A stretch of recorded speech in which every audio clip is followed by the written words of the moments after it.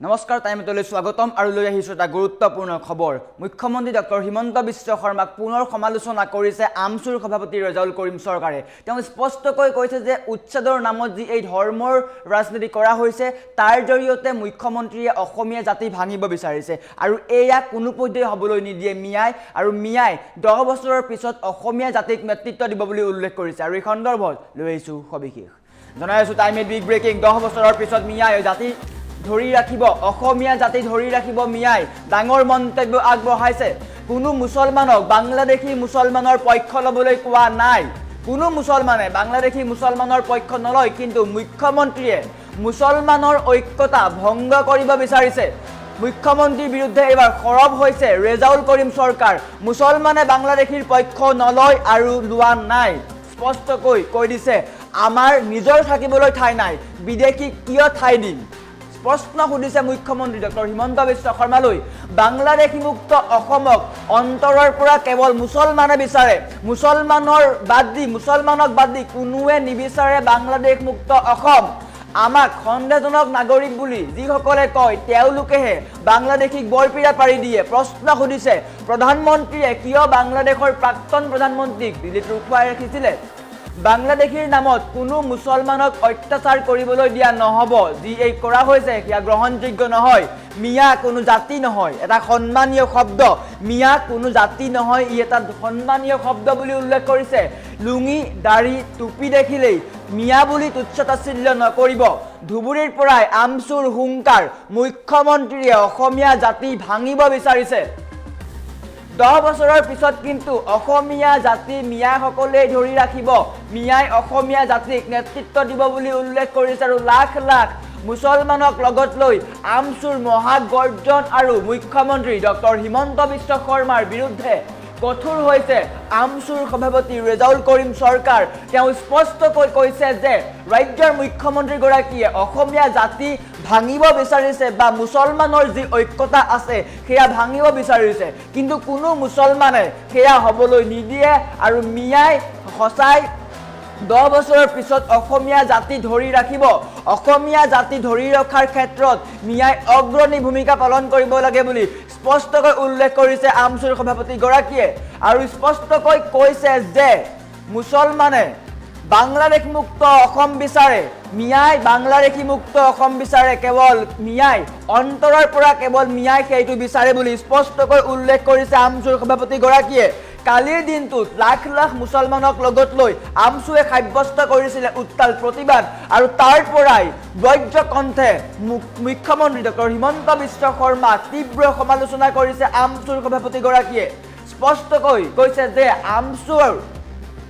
যেতিয়ালৈকে মুছলমানে ন্যায় নাপায় তেতিয়ালৈকে আমচুৰ প্ৰতিবাদ ক্ষান্ত নাথাকে স্পষ্টকৈ উল্লেখ কৰিছে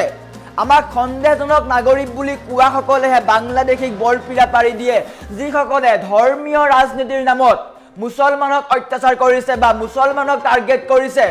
তেওঁলোকেহে বাংলাদেশীক বৰপিৰা পাৰি দিয়ে বুলি স্পষ্টকৈ উল্লেখ কৰিছে আমচুৰ সভাপতি গৰাকীয়ে প্ৰশ্ন উত্থাপন কৰিছে যে বাংলাদেশৰ প্ৰধানমন্ত্ৰী শেখ হাছিনা যেতিয়া তেওঁ চৰকাৰৰ পতন হৈছিলে সেই সময়ত প্ৰধানমন্ত্ৰীয়ে কিয় তেওঁক দিল্লীলৈ লৈ আনিছিলে বাংলাদেশ ৰক্ষা কৰাত বিজেপি চৰকাৰৰ ভূমিকা আছে বুলি উল্লেখ কৰিছে আৰু কেৱল মাত্ৰ মিয়া হোৱাৰ বাবে বা দাঢ়ি টুপি লুঙি থকাৰ বাবে এওঁলোকক টাৰ্গেট কৰা হৈছে বা এওঁলোকক তুচ্ছতাচ্ছিল্য নকৰিব মিয়া এটা শব্দ নহয় মিয়া এটা সন্মানীয় শব্দ মিয়া কোনো জাতি নহয় মিয়া সন্মানীয় শব্দ আৰু এই মিয়াই 10 বছৰৰ পিছত অসমীয়াক নেতৃত্ব দিব বুলি স্পষ্টকৈ উল্লেখ কৰিছে ডাঙৰ মন্তব্য আগবঢ়াইছে যে 10 বছৰৰ পিছত অসমীয়া জাতি মিয়াসকলে ধৰি ৰাখিব অসমীয়াই নোৱাৰে অসমীয়া জাতি ধৰি ৰাখিব মিয়াসকলে ধৰি ৰাখিব অসমীয়া জাতি আৰু কোনো মুছলমানে বাংলাদেশীৰ পক্ষ লোৱা নাই কিন্তু মুছলমানৰ নামত বা মুছলমান হোৱাৰ বাবে যি এই অত্যাচাৰ কৰা হৈছে সেয়া গ্ৰহণযোগ্য নহয় বুলি কৈছে স্পষ্টকৈ কালিৰ দিনটোত চৰকাৰৰ বিৰুদ্ধে খৰব হৈছিলে লাখ লাখ মুছলমান আৰু আমচু নেতৃত্ব আৰু তাৰ পৰাই মহাগৰ্জন কৰিছিলে চৰকাৰৰ বিৰুদ্ধে উচ্ছেদৰ নামত যি এই অত্যাচাৰ কৰা হৈছে সেয়া কোনো পধ্যে গ্ৰহণযোগ্য নহয় আৰু যিসকলক উচ্ছেদ কৰা হৈছে তেওঁলোকক পুনৰ সংস্থাপনৰ দাবী উত্থাপন কৰিছিলে আমচুৱে আৰু কালিৰ দিনটোত উত্তপ্ত পৰিস্থিতিৰ সৃষ্টি হৈছিলে আটক পৰ্যন্ত হৈছিলে আমচুৰ সভাপতি ৰেজাউল কৰিম চৰকাৰ আৰু আৰক্ষীৰ বেহুৰ পৰাই স্পষ্টকৈ কৈছিলে মুখ্যমন্ত্ৰীয়ে যিমান চেষ্টা কৰক কিন্তু মুছলমানৰ ন্যায়ৰ বাবে যি এই প্ৰতিবাদ কৰা হৈছে সেয়া ন্যায় নোপোৱা পৰ্যন্ত স্তব্ধ নহয় বুলি হুংকাৰ প্ৰদান কৰিছিলে আমচুৰ সভাপতিগৰাকীয়ে আমাৰ ওচৰত আমচুৰ সভাপতিৰ মন্তব্য আছে মন্তব্য দেখুৱাই লোৱাৰ চেষ্টা কৰিছোঁ কিয় মুখ্যমন্ত্ৰীয়ে তাতে নকল যে দেশী ভাইসকলৰ ভূমিৰ সমস্যা নাই কিয় নকলে তাৰমানে আমাৰো শক্তিটো ডিভাইড কৰিব বিচাৰিছে আমি কোৱা নাই যে কোনো দেশী ভাই বাংলাদেশীৰ পক্ষ লওক কোনো বংগীয় মূলৰ মুছলমানে বাংলাদেশীৰ পক্ষ লওক বাংলাদেশীৰ পক্ষ ল'ব বাংলাদেশীৰ পক্ষ ল'ব আপোনালোকে নিজে থাকিবলৈ ঠাই নাই আমাৰ আমি আৰু বিদেশৰ পৰা মানুহ আনিবলৈ আমি ঠাই দিম মই সেইকাৰণে স্পষ্ট কৰিছো অসমত যদি এখন বাংলাদেশী মুক্ত অসম বিচাৰে বাংলাদেশীক যদি বাংলাদেশ পঠিয়াটো বিচাৰে একমাত্ৰ অসমৰ মুছলমানসকলে অন্তৰেৰে বিচাৰে আৰু যিসকলে আমাক সন্দেহ কৰি আমাক সন্দেহজনক বাংলাদেশী কয় তেওঁলোকে বাংলাদেশী বৰপিৰা পাৰি দি আছে আমি বাংলাদেশী ৰক্ষণাবেক্ষণ দিছো शेख हसीना को प्रधानमंत्री मोदी डांगरिया मोदी जी यार जवाब दीजिए शेख हसीना को क्यों आपने दिल्ली में बैठा के रखा है बांग्लादेशी प्रीति किसके पास है कोई मुसलमान ने नहीं रखा है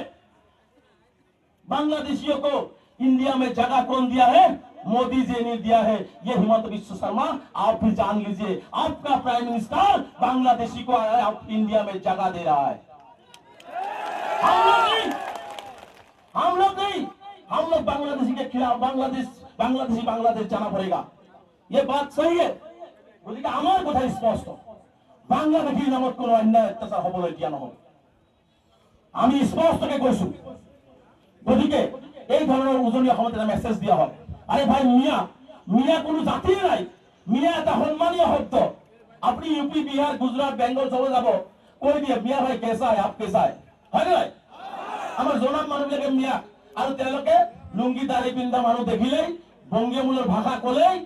মিয়া বুলি তেওঁলোকে আমাক তুচ্ছ তাচ্ছিল্য কৰে এটা কথা ধুবুৰীৰ মাটিতে কৈ গৈছো মুখ্যমন্ত্ৰী অসমীয়া জাতি ভাঙিব বিচাৰিছে মুখ্যমন্ত্ৰী অসমীয়া জাতিক ধানমান কৰিব বিচাৰিছে আৰু যাক আপুনি মিয়া বুলি তুচ্ছ তাচ্ছিল্য কৰিছে 10 বছৰ পিছত অসমীয়া জাতিক যদি ধৰি ৰাখে এই মিয়াসকলেই ধৰি ৰাখিব এই মিয়াসকলে অসমীয়া জাতিক আগবঢ়াই লৈ যাব এইটো স্পষ্ট কিয় মুখ্যমন্ত্ৰীয়ে তাতে নকল যে দেশী ভাইসকলৰ ভূমিৰ সমস্যা নাই কিয় নকলে তাৰমানে আমাৰো শক্তিটো ডিভাইড কৰিব বিচাৰিছে আমি কোৱা নাই যে কোনো দেশী ভাই বাংলাদেশীৰ পক্ষ লওক কোনো বংগীয় মূলৰ মুছলমানে বাংলাদেশীৰ পক্ষ লওক বাংলাদেশীৰ পক্ষ ল'ব আপোনালোকে নিজে থাকিবলৈ ঠাই নাই আমাৰ আমি আৰু বিদেশৰ পৰা মানুহ আনিবলৈ আমি ঠাই দিম মই সেইকাৰণে স্পষ্ট কৰিছো অসমত যদি এখন বাংলাদেশী মুক্ত অসম বিচাৰে বাংলাদেশীক যদি বাংলাদেশ পঠিয়াটো বিচাৰে একমাত্ৰ অসমৰ মুছলমানসকলে অন্তৰেৰে বিচাৰে আৰু যিসকলে আমাক সন্দেহ কৰি আমাক সন্দেহজনক বাংলাদেশী কয় তেওঁলোকে বাংলাদেশী বৰপিৰা পাৰি দি আছে আমি বাংলাদেশী ৰক্ষণাবেক্ষণ দিছো शेख हसीना को प्रधानमंत्री मोदी डांगरिया मोदी जी यार जवाब दीजिए शेख हसीना को क्यों आपने दिल्ली में बैठा के रखा है बांग्लादेशी प्रीति किसके पास है